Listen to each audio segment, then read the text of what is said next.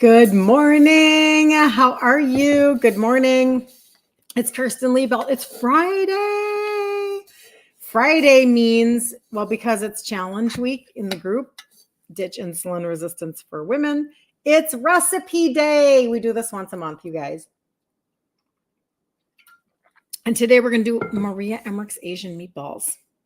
It's a good thing to try. How are you doing? I hope people have really good plans for this weekend. We are actually going to, as a we're getting together as a business team, but it's going to be like hayride and horseback riding and face painting and bonfire and all the fun things that you want to do on a fall day in Minnesota in October, because it's like I don't know, it keeps you excited because you know what's coming. And I always say, what it's like, I used to really brace for winter badly, like internally, like, but now that I don't have to drive in rush hour traffic, and I haven't for quite a while, I actually don't care as much. So it's all about convenience. It's all about convenience. So how are you doing today? Good morning, Cheryl. Good to see you. 2:00 Asian meatballs in the group. We're going to have fun.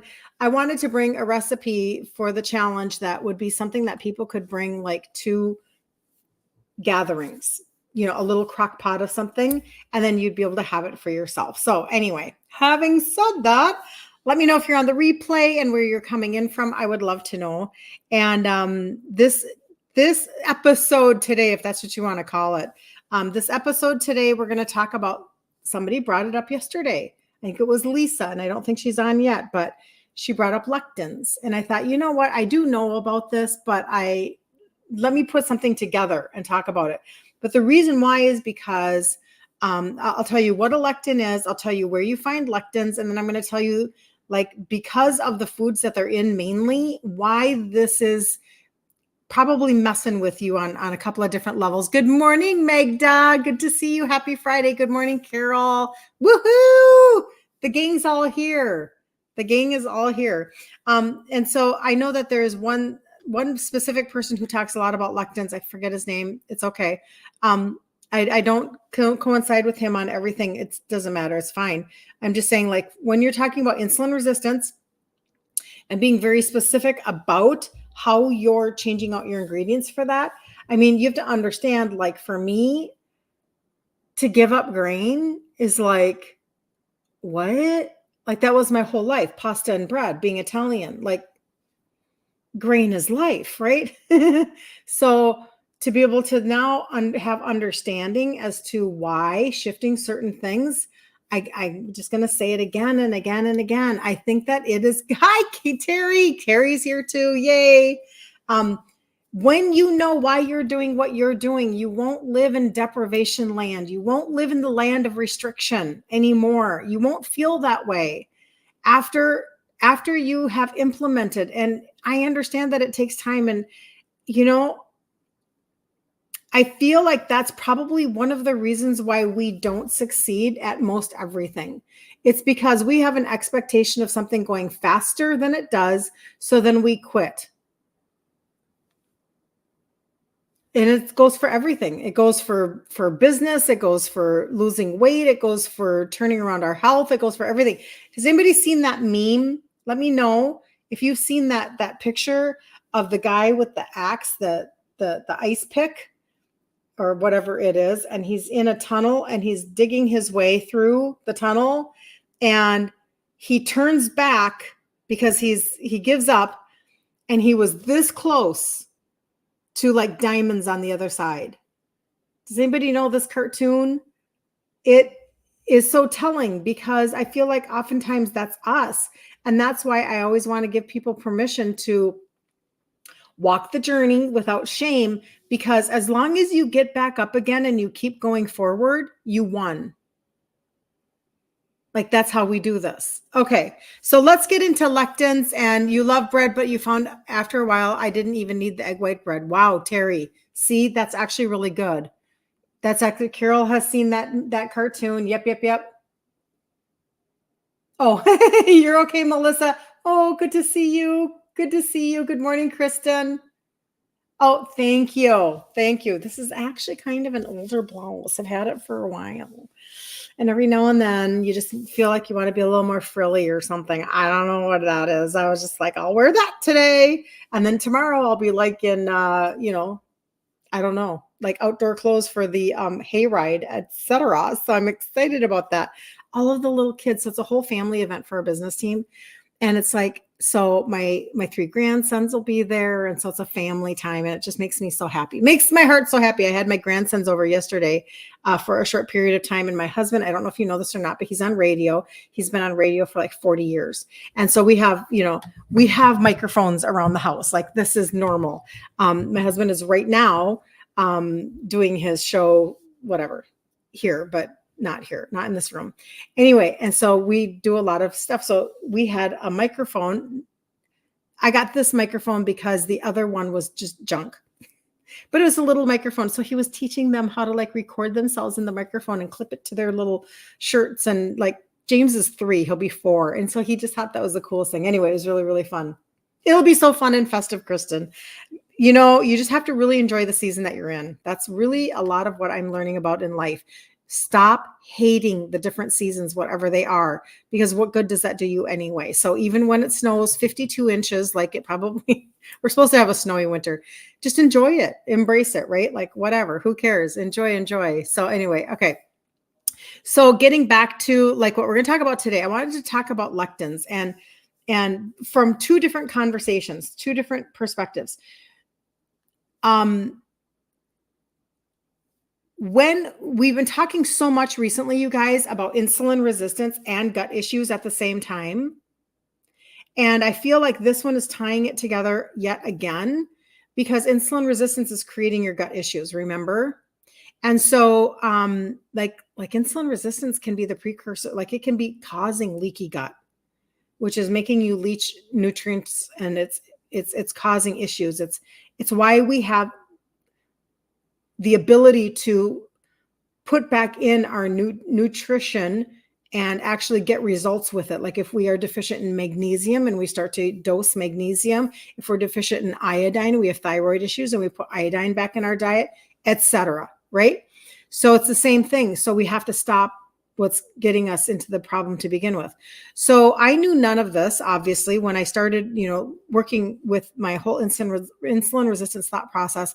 And being Italian, I just thought that I loved all food, and I had no differentiation. So I feel like I can really resonate with the person who says, this just seems so confusing, and there just seems to be so much information about how to eat and how not to eat, and don't do this and do this. And like, there's so much noise. So what I feel like I'm able to do after I have streamlined my life and I've completely like gotten rid of all the other noise is that I can come to the table and I can say, okay, this is how you can get rid of a lot of this noise that's going on, because this is not about counting points or calorie deficit only or only intermittent fasting or balance. It's all about balance. This is viewing everything through the lens of insulin resistance. And so when you're constantly spiking your sugars all the time and calling on insulin, and after a while, then that does turn into type 2 because because your sugars now are just going to stay high after a while. You've been spiking them over and over and over again, and your insulin can't keep up. You have to pay attention to what you're putting in your mouth.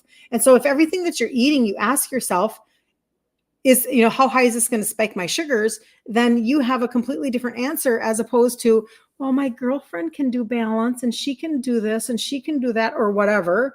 Or, I really shouldn't restrict myself too much because that's not sustainable.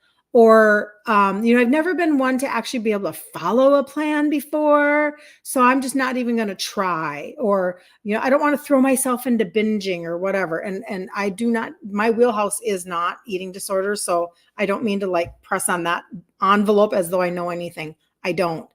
But I will say that when it comes to insulin resistance, you can make this so much easier on yourself. This is so simplistic. This is so simple. We just make it super complicated because we allow the noise of 5 cups of popcorn equals 1 point. We allow the noise. and it makes it very confusing for us. So let's clear this up, and we're going to kind of like, well, I know we don't want to kill birds, but we're going to kill two birds with one stone. Okay. We need another saying, don't we? We need another saying. But anyway, so I'm going to tell you what lectins are, where you find them, and then actually why that really coincides quite well with what you shouldn't be eating anyway. And let's just deal with it all together at the same time. So lectins are actually proteins that are found in a lot of plants. Okay. So lectins are not in red meat. They're not in chicken. They're not in fish or eggs or butter. Okay. They're in plants, especially in seeds, grains, and legumes. Okay. They're actually, it's a protein. It's a defense mechanism that is built into the plant. Okay. It protects them from pests. All right. Most of the common ones are these: legumes, grains, nightshade vegetables like tomatoes, potatoes, eggplant, and peppers, dairy, some dairy products, especially if they come from cows that have been fed grain, and then certain fruits, particularly when unripe. That's interesting, such as bananas. Okay, so some people are really sensitive to lectins, which can potentially lead to digestive issues or contribute to inflammation, etc. Okay, so that's kind of the basis of the conversation. All right, I just want to make sure. I have a light shirt on, so it's harder for me. It's harder for me to read the comments on TikTok because everything's in white. So I feel like I have to go like this and read. Don't mind me. I just have to look harder. That's all. Okay. However, let me go down to where I want to be. This is super interesting. So here's a little bit more of a detailed breakdown of some of the common legumes and grains, focusing on their lectin content and carbohydrates per cup. So in the group, Ditch Insulin Resistance for Women, my journey took me from trading out my food ingredients to completely being grain-free, sugar-free, legume-free. I will do peanut butter every now and then. Peanuts are actually a legume. I don't know if you know that or not. They're not a nut. I know we call them a peanut, but it's a legume. So I'm not like I eat a legume with lectin and I have digestive issues. I'm not that sensitive to it, but I am going to give you kind of two different thought processes here. So hold on just a second. What did you just say? You're driving. Hey, Jan, good to see you. Well, then don't be looking at the video now, Jan. None of that business. Listen only. Okay, so black beans, let's do this. So like other legumes, black beans contain significant amounts of lectins. And just remember that lectins are a protein that are found in plants. God designed that plant to have its own defense mechanism against pests. So that's what this is. Okay, so this is in the creation of the plant. I mean, it's kind of cool when you think about it, right? But black beans contain a significant amount of lectins. So if you're having gut issues, you definitely want to know that, right? But the other half of that is that a cup of black beans has 41 grams of carbs. Everybody needs to understand that. Beans are not keto. I mean, you could probably have green beans because there's only 7 grams of carbs in a green bean per cup, but 41 grams of carbs in black beans. Who's a black bean lover? Number 2, kidney beans. Kidney beans are very high in lectins, especially, and then they named this really long name, phytohemagglutinin, which can be toxic if consumed raw or undercooked, blah, blah, blah. So kidney beans have 40 grams of carbs. Okay, so the lectins might be messing up your gut. Let's stop that right now. But more than that, 40 grams of carbs. Lentils, and we talked about that. Somebody was on here, you're a black bean lover. Yep, I know. And it's easy for us to think, well, but they're not grain. It's easy for us to think, well, for sure I can have beans, right? And I'm just going to tell you, I kind of know. Not if you're really trying to take ground. If you're trying to go from insulin resistant to insulin sensitive, if you're trying to lose weight, remember, you guys, remember when your sugars and or your insulin is high, you can't lose weight. That's why we talk about targeted supplementation all the time. Change out your foods, get your body, your engine running better, right? And then the other half of that sentence is, and if your liver is tired and toxic from dieting or whatever, this is a Maria Emmert quote, you literally cannot metabolize fat. So you're just hanging on to that fat, you know what I mean, by not helping your liver. Okay. Lentils contain moderate amounts of lectins, but they are large. So they're moderate as opposed to high. Black beans and kidney beans, high lectin. And the carbs, however, are almost the same, 39 grams of carbs per cup for lentils. And somebody was on here from India the other day and asking about that. And again, if you're insulin resistant, you guys, as you're eating your beans or your lentils or your split pea soup or whatever, you have to ask yourself, how much is this spiking my sugars? Because that you're just calling on more insulin, you're staying in the cycle, and you're not ever getting to fat burning. Because your body wants glucose to burn for fuel. Your body actually wants it. It prefers it. So every time you eat and you raise your blood sugar just a tiny bit or just a lot, your insulin's going to go after that, take it into your cell until your cell closes the door and says, no more, I'm resistant. Okay.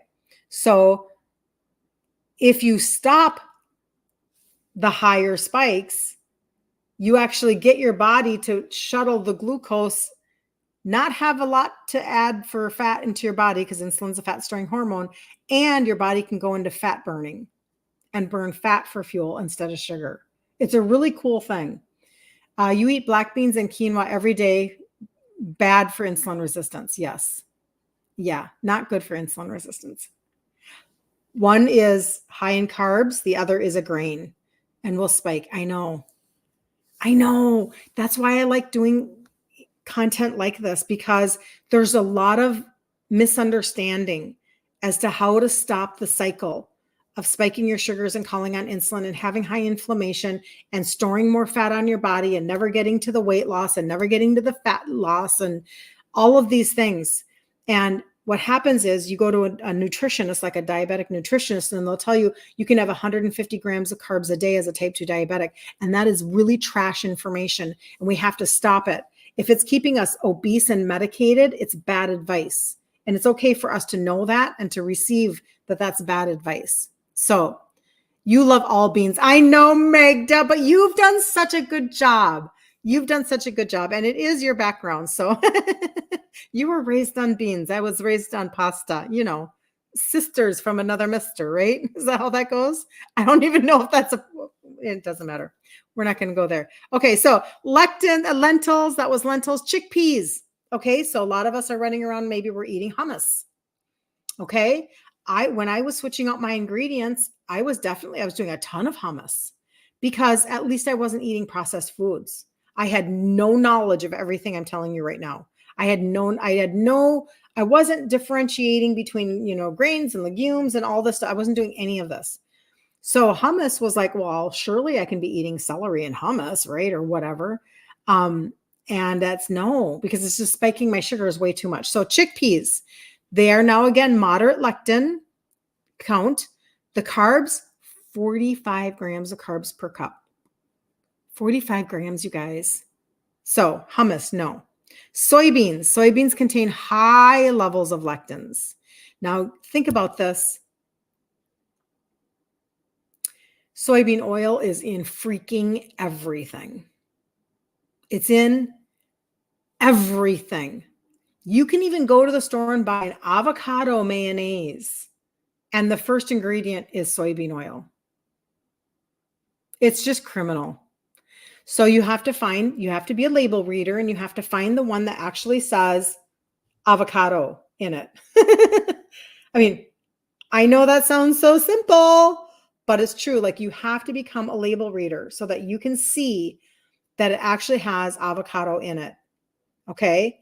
Soybean oil is in everything. High levels of lectins. 28 grams of carbs per cup. So you think you're doing a good thing by eating, edamame, and, you think you're doing, you think you're doing fine on your ingredients until you start reading the labels and you realize that almost everything has soybean oil in it. And if you have canola oil, vegetable oil, soybean oil, vegetable shortening, all of those things, just throw them away, get them out of your house. Just throw them away. Don't even feel bad. Those are pennies, pennies, pennies, pennies. Your body just can't do this anymore. The level of toxic chemicals to refine that and to turn it into something that's ingestible that really should have never been is mind numbing. You have to stop doing that because you're making your liver work way too hard. Okay, peanuts. I love peanut butter, you guys. I'm not going to lie. And it's so interesting because my husband, his whole life, his favorite candy has been Reese's peanut butter cups, like his whole life. And it was probably about 8 years ago that he was like, why do I keep like not breaking out like acne, but like having kind of rashy, dry, like he was just reacting. And when he realized it was peanuts for him, he was like, and now I think maybe I understand a little bit of why that is, it being lectins, high lectin. And so he's had to just adjust the way that he's eating peanut butter, or well, he's not really eating peanut butter, but also too, probably the seed oils that were in, if they're in any of those. Very, very frustrating to realize that, but you have to do what you have to do. I know you thought it was good because it was plant-based. I know.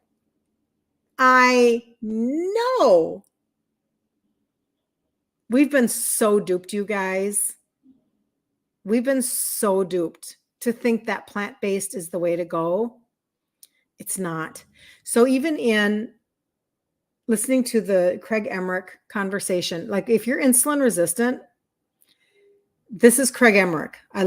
Craig is Maria Emmerich's husband, and he was doing an interview and he was talking and he said, there were a handful of years ago that we did a vegetarian meal plan, and he said that was really hard because you have to eat like 12 to 14 eggs a day to be a vegetarian and get the protein that you actually need. If you're a vegan, he goes, So the conversation was this: if you're a vegetarian or a vegan and you're in your 20s, you're probably going to be just fine because you have hormones that are offsetting a lot of stuff. Right around 35 is when they say it all of a sudden doesn't work anymore for your body. Like you're missing out on certain nutrients that you desperately need. You're missing out on amino acids. You're missing out on all sorts of pieces of your puzzle, and it's creating issues. So we've been told for decades, this is a very long conversation, this has gone back years, where we were supposed to go to margarine. Or I can't believe it's not butter. Plant-based, everything. And it's really bad information. I mean, it's tragic information because most products then that people are eating, if you're going plant-based like that, oftentimes in the processed world, they are definitely seed oils and really bad ingredients, as opposed to eating one ingredient food like beef, chicken, egg, fish, avocado, right? Those are one ingredient foods. They're just given to us by God. But we've processed and we've made this whole thought process that is not helping people at all. Thank you for the follow, Tanya. I appreciate you so much.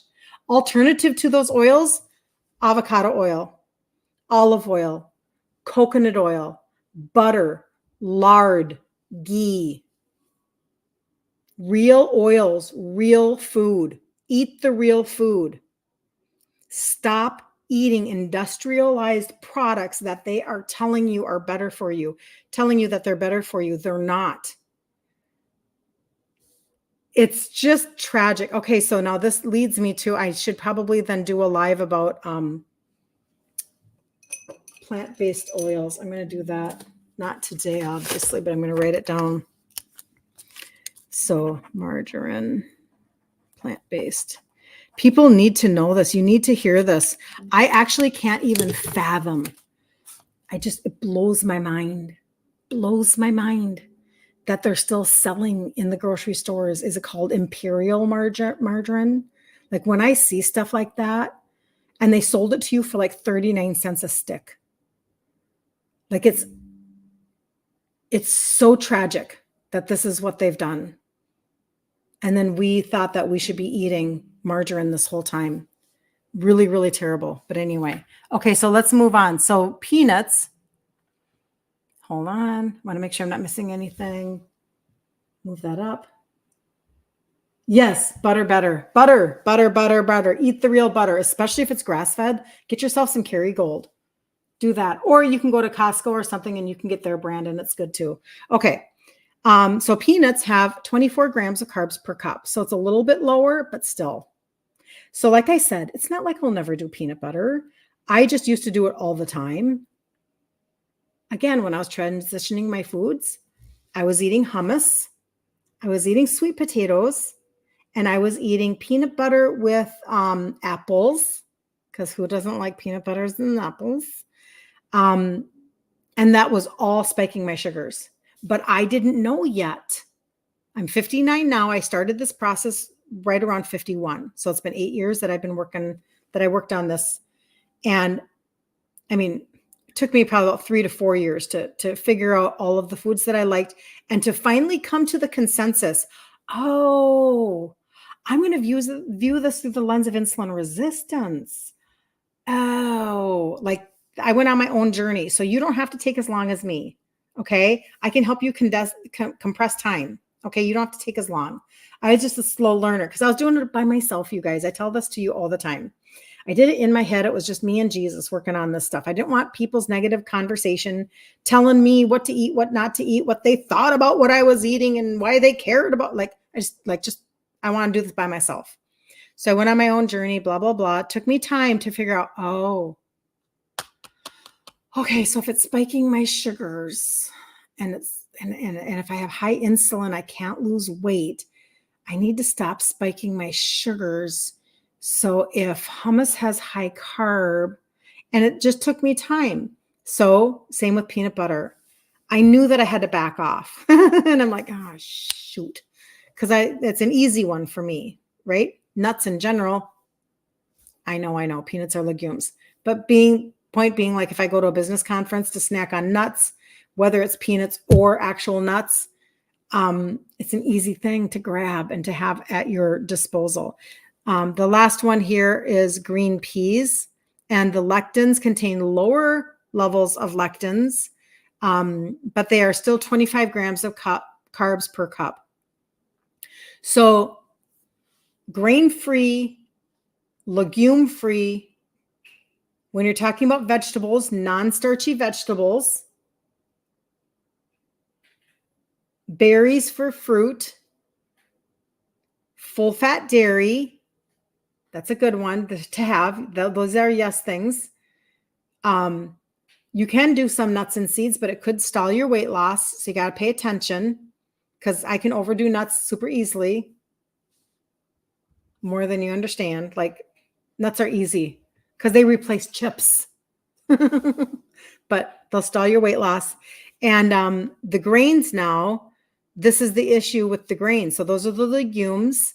And now with the grains, when you have whole wheat, wheat contains wheat germ, which is a type of a lectin.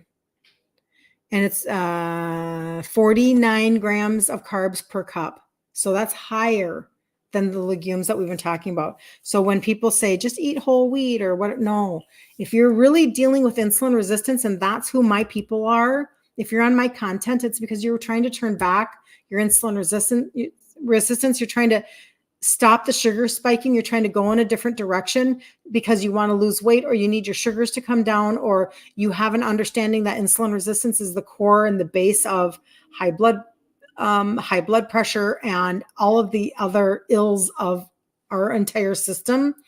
Grain is not the way to go. So that's whole wheat. Brown rice, I'm sorry, no. And it's not better than white rice, but brown rice contains lectins. Less than wheat, but still they do 45 grams of carbs per cup. Quinoa. Quinoa has lower lectins compared to most grains. However, they are still 39 grams of carbs per cup. That is not good news. Barley. They are not saying high or low. They're just saying lectin, and then 44 grams of carbs per cup. Do you see why you can't be doing these? I mean, if you're going to eat a whole food ketogenic diet so that you can turn back your insulin resistance, you're going to look at 20 to 30 grams of carbs per day. And if they're coming from something that's spiking your sugars, you're just shooting yourself in the foot over and over again. Barley, 44 grams of carbs per cup. Oats. We've been taught, right? Come on.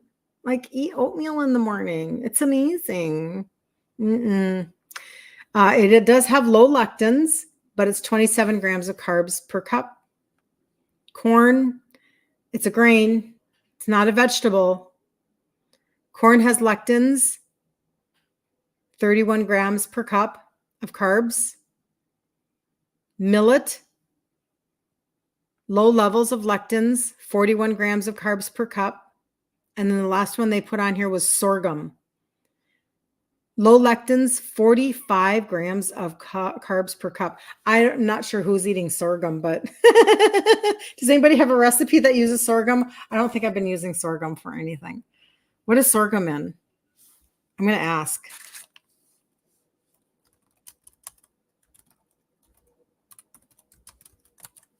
Because I maybe it's in things that I just didn't even think about.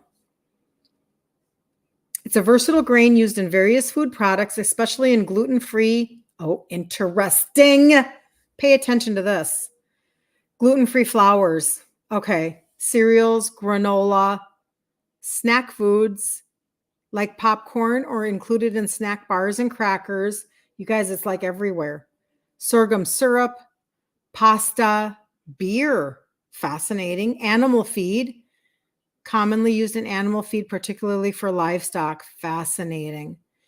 Particularly in Africa and India, sorghum is consumed in its whole grain form, used to make porridge, flatbreads, and even fermented beverages. Well, that's interesting. So wouldn't you know, it's probably in everything that we eat over here. Gluten-free flour, alternative in baking, found in breads, pancakes, cookies, and other baked goods. Cereals and granola, it's a key ingredient. Isn't that interesting?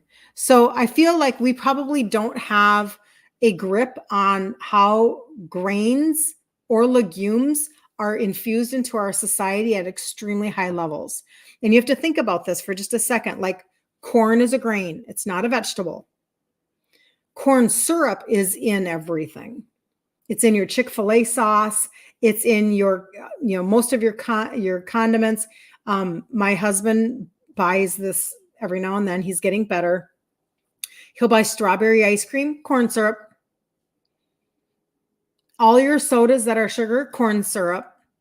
You just watch look at your ingredient list. So that means sugar grain, sugar grain, sugar grain, sugar grain is in all of these things. That's what corn syrup is. Grain, sugar, grain, sugar. Okay. And what are they feeding livestock oftentimes to fatten them up? Corn, because it fattens you up. So to get off of grain, sugar, corn, syrup, you have to look at your labels. Okay.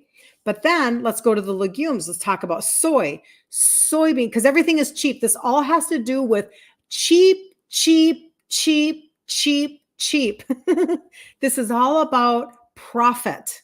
It's all about money, because if you can add something, they're not, when you pull down the sugar cane and you go through the process of refining a sugar cane, you have to be able to grow sugar cane. Well, where are you growing sugar cane in America?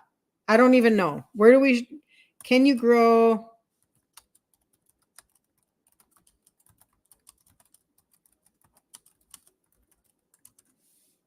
Okay.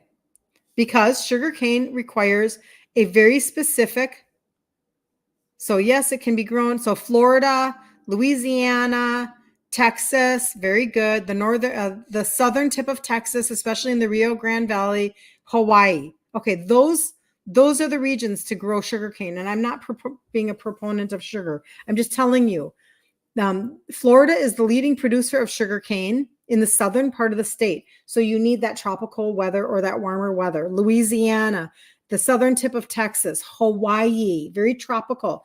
Corn, where can corn be grown? Freaking everywhere. Everywhere. I live in Minnesota. The corn should be knee high by the 4th of July. That's what we know, and that's what we watch for in all the cornfields. So corn is used in everything. But it's the same thing with soy. Soy is put into everything. So here you have a legume, and you have something that is highly estrogenic. You just described my total way of eating before you met me. Magda. I love you. You're so funny. I'm going to put that up there. You're so funny. Yes, I understand, Magda. But look at how far you come. And Magda's the one, you guys, who came on yesterday and said, let's see now if I can repeat it. Hold on. She just got her test back and her inflammation markers are normal. Did you say your A1C is normal, Magda? You don't have to answer me if you're busy. But she's the one who just came on and said that since July, and I think you've been doing the trio and the fish oil and bringing down all of your stuff. I'm just telling you, we just don't think about these things. Okay, so now soybean oil, let's go back to that for just a second, because as a legume, right, here we are with, it's literally in everything. And it can feel super overwhelming and frustrating when you first start trading out your ingredients and you're like, come on, like everything. You keep reading labels and you're like, again? But it's because it's a cheap crop. And so they put it into everything, but it's not the same, you guys. It is not the same as getting olive oil, getting olives and pressing olives and getting your first press and your second press, however they do it. It's not the same. The process of turning soybeans into oil is a very toxic process. It's a disgusting, rancid process that they use a lot of chemicals so that they can make it look golden and gorgeous on the shelf so that you'll buy it and use it. And maybe that's the vegetable oil, right? Where it's just a conglomeration of canola, soy, and corn. And they turn it in. We have got to think this stuff through. So when you decide, listen, I'm going to be grain-free, I'm going to be legume-free, and I'm going to be sugar-free, it eliminates almost your insulin level. So you're fasting insulin. That's fantastic. So her inflammation markers and her insulin levels are down since July. Praise God. God, I love this so much. I love being able to help people just to think differently. Like you're doing it all by yourself. I'm not doing it for you. You're doing it. You're the one that is taking all of the steps and making the hard decisions on a daily basis to become your own advocate. It makes me so happy. But when you can find, this will literally eliminate, and I know that this is going to sound like this is why I don't want to do it. It will eliminate almost everything that you're eating. And I know at first you think, well then, geez Louise, why am I going to bother? Because I promise you, when you switch out one tray of ingredients for another tray of ingredients and you're making the exact same food, you're not sad. You're not sad. You're loving your food. At the same time, you're getting better results. So in the group, Ditch Insulin Resistance for Women, this week we did our 5-day challenge. It's a free 5-day challenge. It was our 17th one. When I go through my pantry and my fridge, I do it because, and if you get in there, if you jump in there, like this is why I put this up here for you guys on TikTok, because then you can go there. And if you scroll up, there's a Facebook blue button and you can jump in there. When you get in there, you'll get tagged in a free recipe and pantry guide. And if you go to the featured section, you can see the replays from this week. They're just sitting there waiting for you to watch them. And one of them is the pantry fridge. So instead of thinking that you have to make refried beans out of beans, you can learn how to make refried beans out of zucchini. And it tastes freaking amazing. That's a Maria Emmerich recipe. Instead of making lasagna with pasta noodles, with wheat pasta noodles, I just did this with my daughter. She went and grabbed the ingredients for her and her family. You're making lasagna with all of the same ingredients that you normally do, but instead of pasta noodles that are wheat-based, you can either use the egg life wraps or you can use sliced deli chicken breast. Some people use zucchini. You're just making the exact same foods and loving the exact same foods. But now you're very singular. Everything is very singular. It's meat and maybe some greens. Or maybe it's, like shrimp and spaghetti squash with a cream sauce. And the cream sauce is no longer a jar of Alfredo coming off of the shelf at Walmart, which is total trash.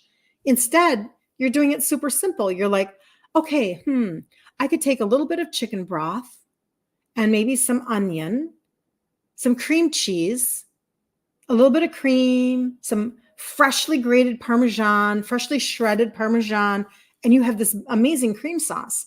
But nobody's teaching these things anymore. These are just skills that we've kind of lost in our society. We're not teaching how to make basic things anymore because we're taught that convenience has a higher priority and is more important to us, but it's ruining us. So do you have to learn a new language? Yeah, kind of, but it's not that scary. I promise you. Good morning, Wendy. You're looking for better grain-free bread recipe. The egg white bread reminds you of Mr. Clean Sponge. I know, and I made one the other day that I didn't like too. So you're not alone. So I make different ones that are better. The only thing, Wendy, would be this. This is what I would tell you. And I need to make it myself. There's a carnivore bread that is out there that is made with like a dozen eggs. I don't know if I'm going to get this right. I do have an appointment at 11 today, so hold on. I'm going to look this up because I feel like this might be something that people are looking for. I have seen many versions of this as well, Wendy. So the bread loaf. My computer decided to be really fun there for a second. Yep, restore. It shut down on me. Hold on. So this is using like a dozen eggs. And I think I saw one that had cottage cheese in it. But not all of them do. Let me see. You could go on TikTok. Are you on TikTok, Wendy? All of South Texas, Hawaii, they're beautiful. The sugarcane fields, I would love that. 1 egg with shredded cabbage, mix until foamy and cook. Ooh, nummy. I like that idea. You guys are filled with ideas. Magda says you're funny, Wendy. Hey, Vicky. Good to see you. Welcome, welcome.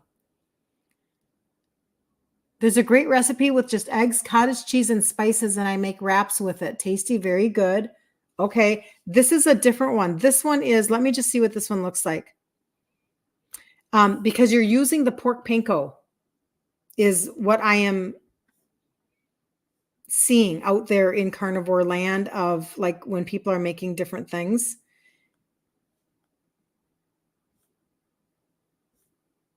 What is this one made out of?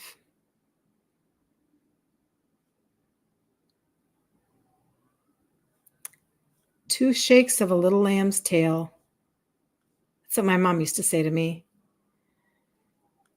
Okay, yep, I don't like that particular recipe. Okay, so what I would do is if you are on, in fact, you are not on TikTok, but you'll keep looking for one to try. You can search many different ways, but I'm seeing things that are like taking a dozen eggs, putting them into your blender, adding, sometimes they're adding cottage cheese,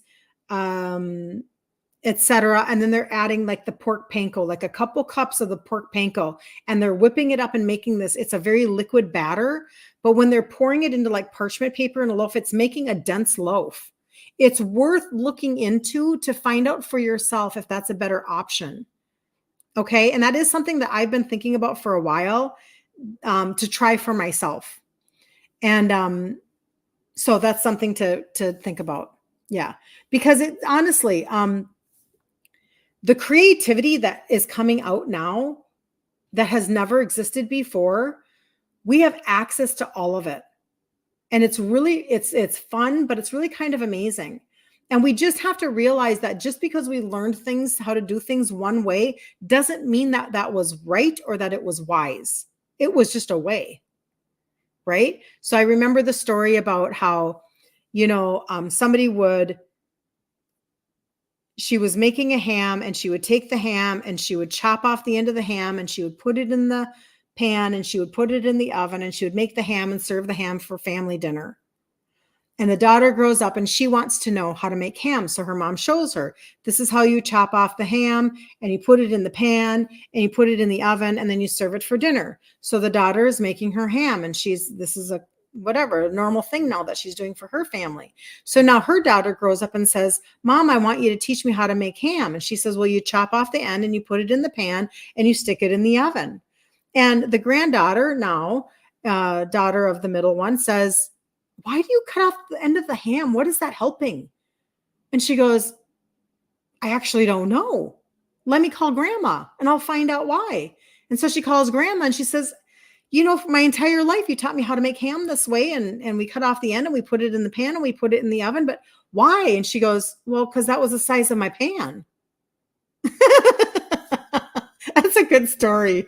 And I'm just telling you, it's like, we just keep doing things because we think it's the only way we can do it. You can only make cookies with oatmeal and raisins and whatever. You can only have breakfast that looks like this. You can only have bread that is made with grain. You can only have, why would you ever eat lasagna that doesn't have real wheat pasta in it? Like, we've got to rethink and reimagine the way that we are just feeding ourselves, just because it was brought to us, sponsored by the grain industry, sponsored by the most profit yielding crops, does not mean that that's the way we should be eating.